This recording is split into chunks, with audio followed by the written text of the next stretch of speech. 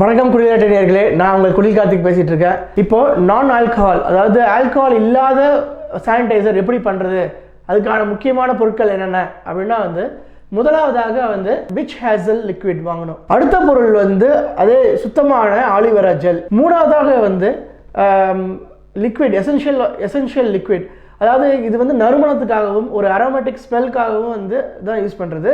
நாலாவதாக tea tree oil, அதாவது தேயிலையிலேருந்து வருகின்ற எண்ணெய். வாங்க இதுக்கு ஒரு செயல்முறைக்கு நம்ம போவோம். இது எப்படி யூஸ் பண்ணுறோன்னா, 1 டீஸ்பூன் ஆலிவேரா ஜெல் நம்ம யூஸ் பண்ணால் இந்த hazel which liquid 1.5 teaspoon use பண்ணணும்.